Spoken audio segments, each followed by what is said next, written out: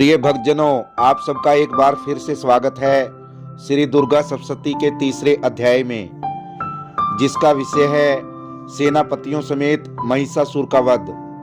तो शुरू करते हैं दुर्गा सप्तशती तीसरा अध्याय।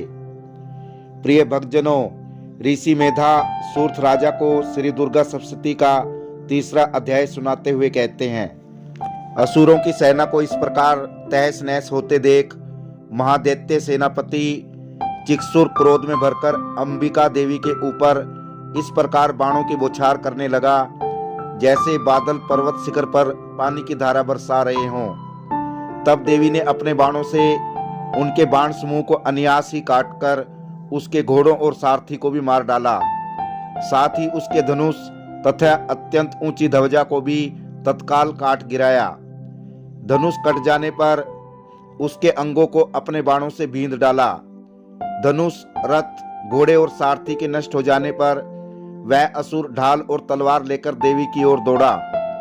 उसने तेज धार वाली तलवार से सिंह के मस्तक पर चोट करके देवी की भी बाईं भुजा में बड़े तेज वेग से प्रहार किया, लेकिन देवी की बाजू पर पहुंचते ही तलवार टुकड़े टुकड़े होकर गिर पड़ी।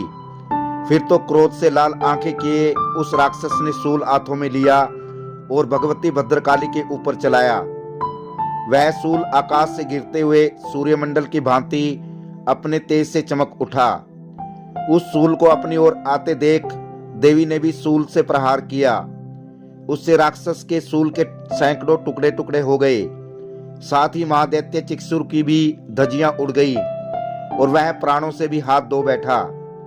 महिषासुर के उस पराक्रमी सेनापति चिक्षुर के मर जाने पर देवताओं को पीड़ा देने वाला राक्षस चामर असुर हाथी पर चढ़कर आया।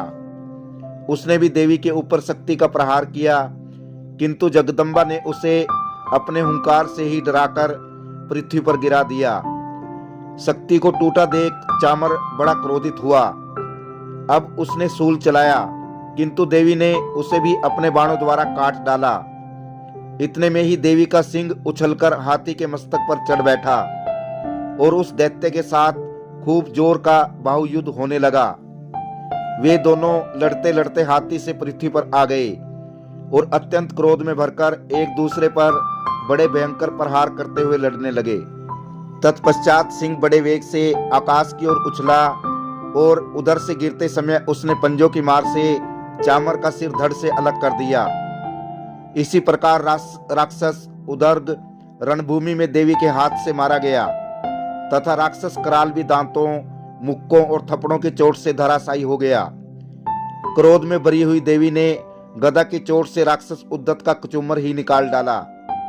बिंदीपाल से राक्षस बासकाल को तथा बाणों से राक्षसों ताम्र और बंधक को मौत के घाट उतार दिया। 3 नेत्रों वाली परमेश्वरी ने त्रिशूल से राक्षसों उग्रास्य, उग्रवीर्य तथा महाहनु को मार डाला। तलवार की चोट से राक्षस विडाल के मस्तक को धड़ से अलग कर दिया। राक्षस दुर्धर और दुर्मुख इन दोनों को भी अपने बाणों से मृत्यु लोक भेज दिया। इस प्रकार अपनी सेना का सर्वनाश होता देख महिषासुर ने भैंसे का रूप धारण करके देवी के गणों को हराना आरंभ किया। किन्हीं किन्हीं को पूंछ से चोट पहुंचाकर, कुछ को सींगों से विदीर्ण करके, कुछ को वेग से, किन्हीं को भीषण नाद से, कुछ को चक्कर देकर, कितनों को निश्वास की वायु के झोंकों से धराशायी कर दिया। इस प्रकार गणों की सेना को गिराकर वह असुर महादेवी के सिंह को मारने के लिए झपटा। इससे जगदम्बा को बड़ा क्रोध हुआ। महापराक्रमी महिषासुर क्रोध में भरकर धरती को खुरों से खोदने लगा तथा अपने सींगों से ऊंचे ऊंचे पर्वतों को उठाकर फेंकने और गरजने लगा। उसके वेग से चक्कर देने के कारण पृथ्वी शुद्ध होकर फटने लगी। उसकी पूंछ से टकराकर समुद्र सब ओर से धरती को डुबोने लगा। हिलते हुए सींगों के प्रहार से विदीर्ण होकर बादल के टुकड़े टुकड़े हो गए। उसके श्वास की प्रचंड वायु के वेग से उड़े सैकड़ों पर्वत आकाश से गिरने लगे। इस प्रकार क्रोध में भरे हुए उस महादैत्य को अपनी ओर आते देख चंडिका ने उसका वध करने के लिए महान क्रोध किया। उन्होंने पास फेंककर उस महान दैत्य को बांध लिया। बंध जाने पर उसने भैंसे का रूप छोड़ दिया और तत्काल सिंह के रूप में प्रकट हो गया। उस अवस्था में जगदम्बा जो ही उसका मस्तक काटने को उद्यत हुई, त्यों ही वह तलवार हाथ में लिए पुरुष के रूप में दिखाई देने लगा। तब देवी ने तुरंत ही बाणों की वर्षा करके ढाल और तलवार के साथ उस पुरुष को भी बींध डाला। इतने में ही उसने महान हाथी का रूप बना लिया। तभी अपनी सूंड से देवी के विशाल सिंह को खींचते हुए गर्जने लगा। सिंह को खींचते समय देवी ने तलवार से उसकी सूंड काट डाली। तब महिषासुर ने पुनः भैंसे का रूप बना लिया और पहले की ही भांति जड़ चेतन सब प्राणियों सहित तीनों लोकों को व्याकुल करने लगा।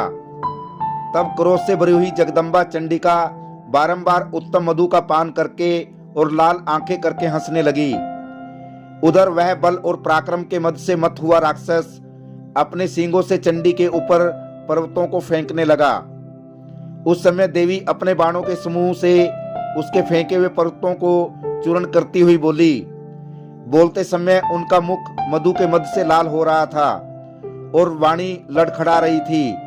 देवी ने कहा, ओ मूर्ख, मैं जब तक मधु पीती हूं तब तक तू क्षण भर के लिए खूब गरज ले। मेरे हाथ से यहीं तेरी मृत्यु हो जाने पर अब शीघ्र ही देवता भी गर्जना करेंगे। इतना कहकर देवी उछली और उस महादैत्य के ऊपर चढ़ गई। फिर पैर से उसे दबाकर उन्होंने सूल से उसके कंठ में आघात किया। उनके पैर से दबा होने पर भी महिषासुर अपने मुख से दूसरे रूप में बाहर होने लगा।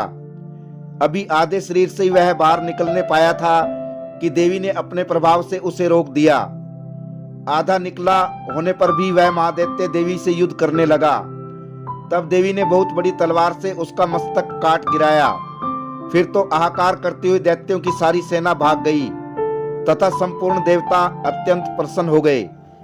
देवताओं ने दिव्य महर्षियों के साथ दुर्गा देवी की स्तुति की। गंधर्वराज गान करने लगे तथा अप्सराएं नाचने लगी। प्रिय भक्तजनों, इति महिषासुर वध नामक तीसरा अध्याय समाप्त।